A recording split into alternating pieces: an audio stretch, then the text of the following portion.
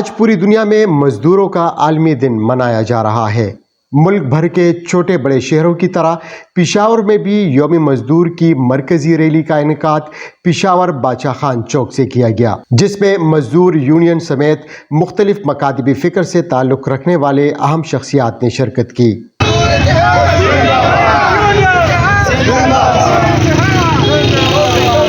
Rally میں شریک مزدور رہنماؤں نے آج کے دن کی اہمیت پر روشنی ڈالتے ہوئے کہا، آج مزدور ڈے ہے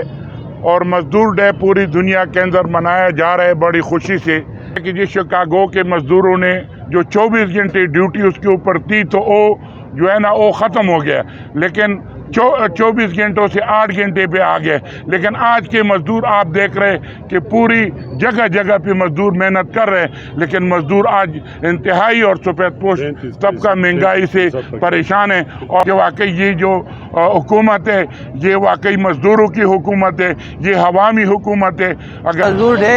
تمام دنیا میں منایا جا رہا ہے کیونکہ مزدوروں کے اوپر پہلے بہت ظلم ہو رہا تھا، 48 گھنٹے اور 72 گھنٹے ان سے جو ہے نا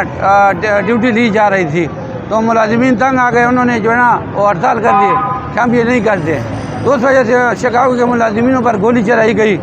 اور ان کی وجہ سے آج مزدور ڈے منایا جا رہا ہے۔ یہ پیغام دینا چاہتے ہیں گورنمنٹ وقت ہے کہ جو انہوں نے جو اجرت منظور کی ہے 3200 یا 3400 اس پہ عمل درآمد کرایا جائے۔ اس دن کو منانے کا اصل مقصد یہی ہے کہ یہ ملازمین کے اوپر جو ہے نا ظلم ہو رہا تھا،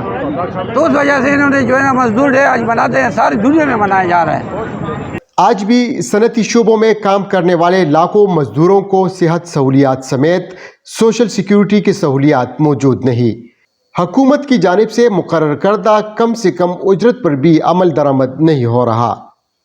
مزدور رہنماؤں کا یہ پرزور مطالبہ تھا کہ قومی و صوبائی اسمبلیوں اور سینٹ میں مزدوروں کو نمائندگی دی جائے تاکہ اصلاحات کے ذریعے مزدوروں کو ان کے جائز حقوق مل سکے۔ لطیف اللہ داؤد زے، ریڈیو پاکستان، پشاور۔